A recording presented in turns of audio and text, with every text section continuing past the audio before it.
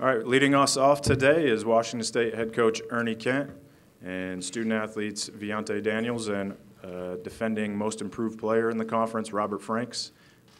As I mentioned before, scrum style, please feel free to come up to Coach Kent and the student athletes in the back of the room. Thanks.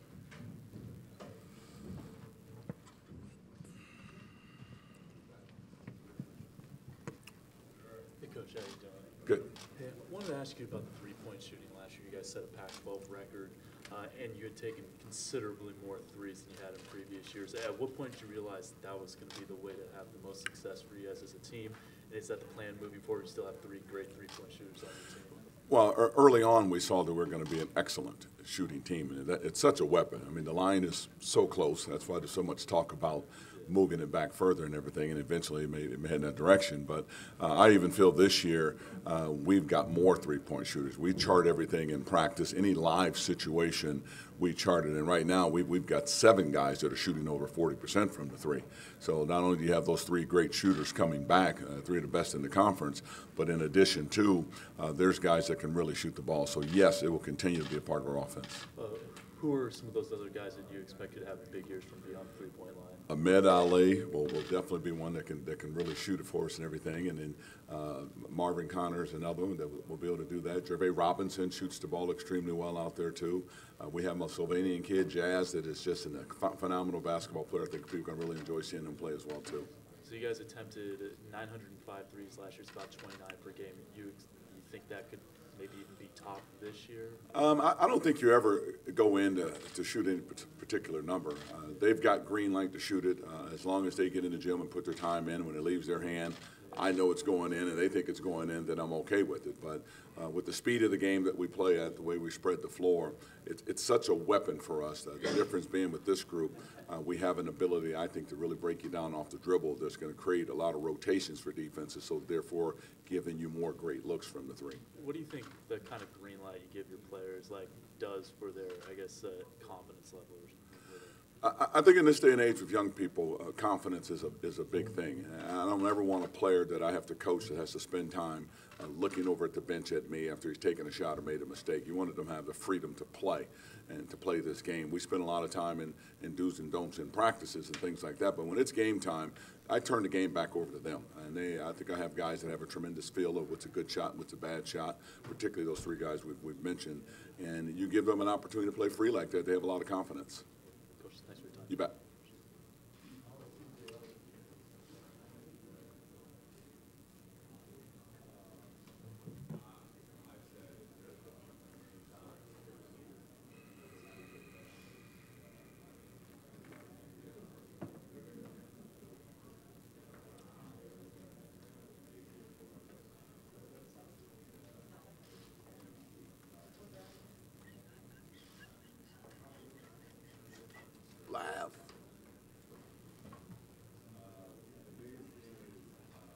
How are you? Just I have a curious question about, you've been around a long time in college basketball. Is there any things in the rules you think maybe you've changed, as far as tweaked or anything that could help improve the game at this point? I think, again, when people start looking at the uniformity of international basketball, NBA, and our game is pretty good the way it is right now. But I'm leaning more towards, does it make sense to extend that three-point line, widen the key, doing some of those things that they've talked about. So I think with the players being more perimeter-oriented, you don't have that dominant low-post player anymore. The game's speeding up. It probably makes sense to widen the lane, put the three-point line a little bit deeper for entertainment value. Is that about it then? That'd be the only one probably? I'm sure there's others that are being talked about. Those are 2 that I would be in favor of for sure. What about fouls? Do you think 5 fouls is a good rule? I feel like it is. The 5 fouls, it is. People have talked about quarters versus halves and things like that. I think a lot of that stuff still needs to go through experimental stages just to see. But people shouldn't foul anyhow. The only guy I knew that was a player like that was Coach Lab. Hacker. 6 fouls. Yeah. What are some of the maybe the toughest places to play in the Pac-12? Do you think, as as a whole? I mean, I think as you look back through the years, obviously Arizona's always been a tough place to play. I think Bobby's done a great job at Arizona State. Washington, particularly when we play, is always a tough place to play as well, too. So I think the conference as a whole has kind of gone up and down. In the old days, the Oregons were just packed, and Matt Court sat on top of you. The new arena is still a tough place to play, but you know, to me, that energy sitting on top of you all the time. And then Oregon State is still a great old arena that when the people are in there, that's one of the better facilities in the country, I think, in terms of that energy that's in the building. And just what about your expectations? I guess you were picked toward the bottom of the league. What do you guys expect for this year? You know, I felt like coming out of this year with the Malachi Flynn returning, that we were a team that certainly contended upper echelon, and then all of a sudden he leaves our program. But with what's come in the door, Javay Robinson, Ahmed Ali, I have been thoroughly impressed with this team. We will not miss a beat with this team. The JC players that we've recruited are athletic, they're long. We've got 10 guys that are 6'5" or bigger now, that type of length I've not had before, the speed, quickness, things we can do defensively. And then my two freshmen are just really good players. You know, C.J. Ellerby and Jazz, those two kids, they understand how to play. We have a different element to this team that I've not had before. Our competitive nature, our toughness, and just our speed is a lot better than I've had before.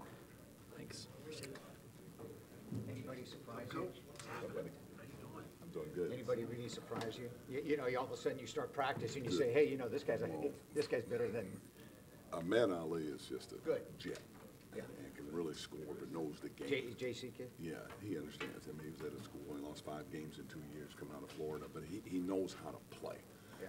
And you can just let him play because he already knows the game and everything. Yeah. And then I've been really impressed with Isaiah Wade. And we had a scrimmage yesterday that lasted about 35 minutes, so he had 17 rebounds in the game. So there's a guy who knows how to, he's 6'6", but undersized, but he knows how to get the ball. Yeah. A tough kid that way.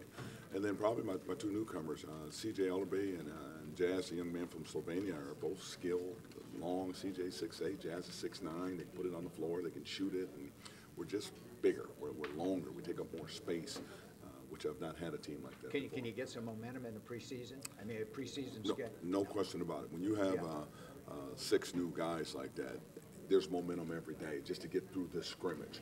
Then we have another one coming up, and then all of a sudden you've got a closed-door scrimmage, and then you've got an exhibition game. It just keeps building that way, and then you get to that preseason play and everything. Hopefully you've got them where you need to have them when that success comes, but you definitely can do that. Do you like this team maybe a little bit better than previous teams, talent-wise? No question, no question. Oh, you do?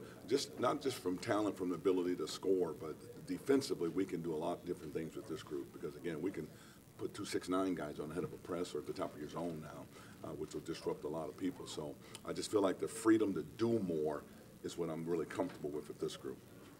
Coach, I'm hearing a lot of good things about the freshman Ellerby. What can you tell me about him, his recruiting process?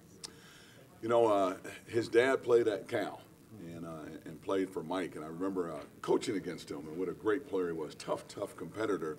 His son is just like him, extremely tough, understands the game, and really likes to compete. And when you get freshmen to come in where you work so hard, which is a jolt to their system, and they still can come through that, and I always call it, they thrive instead of survive through practice. He's thriving in practice. That's a good sign. But he can really score, and he knows how to play. He's going to help us immensely this year. What was his recruiting process like? You know, when we went through the recruiting thing with him, the good thing we did a good job of having Ed Haskins on my staff, who coached at Garfield, Benny Seltzer, who played at Washington State. We're not just coaches, we're outstanding mentors. And I thought we did a good job in the home there to help mom and dad understand that, okay, we're going to develop them as a basketball player, but there's this other piece that you're going to get in that, and that's the mentoring that takes place over there where we're at and everything. I thought that had a big deal to do with his parents and even making him feel comfortable coming to be a part of our program. Nice. Robert Franks, already the most improved player. Now he says he wants to be player of the year. How can you help him get there? Give him the ball and let him shoot it anytime he wants to. He, you know, for a guy that's worked so hard to change his body, and I was with him every step of the way from afar as he went and looked at the NBA teams, and every team did a really good job of reaching back to me. I knew somebody in all the front offices and things, and they talked about he's got an NBA body, he's got an NBA jump shot, he's right there. So he just needs to have a year where he just steps it up a little bit, and I feel totally comfortable he's going to do that. But he can really score. He makes the game a lot easier for us coming back, knowing you got a guy that can fill it up like that. What's different about Robert now that he's gone through that process of flirting with the NBA? Confidence. Confidence is the biggest thing. I think when you go up to that level, first of all, you're probably shocked. You're shocked at what they tell you, what they put you through, how hard they work. And I remember them coming away thinking, woo, I had no idea. Then all of a sudden now you go to the next one, the next trial, and all of a sudden this confidence comes. And all of a sudden you're competing, and you're competing against players already in those programs. So I think the confidence factor is huge for him right now. We're going to go about 1 more minute. Do you plan to tweak the offense at all? I mean, obviously you guys shot the ball well from three-point land, but getting it inside was where you guys struggled. I think the biggest thing that you'll notice about this offense is that there are more players that have the ability to create and have what I call see the play and make the play. It was not by default us not going inside. A lot of times that play was there and we didn't make the play. This group has the ability to do that. I'm already noticing that. When you talk about the pick and roll play and the screens are being slipped and the ball is right there, right on the money, and we're scoring or we're giving it a one more, it's just you'll see more freedom of movement, more cutting, more passing, and just really more basketball plays being made. One quick follow-up. Okay, thank you. Hot start last season, and then big rough patch. Yes. What was the difference for the team when they were rolling undefeated and then when they slid? Chemistry, confidence, something to prove. And I felt like we had success so early last year that we instantly, as a coach, you see it coming, you try to prevent it. We came back to campus and relaxed, and it knocked us out of stride. And we probably had 7 or 8 games last year where there was a 1 or 2 minute stretch in that game where something happened where we didn't respond to it well, and it cost us. And a lot of that has to do with keeping that momentum from that early season success and keeping our wits about ourselves that we let get away from us. Hopefully, lesson learned, because those 2 great leaders I have in the back of the room, they're well aware of that, and they won't allow this team to get in that place this year. Go Cougs! Go Cougs!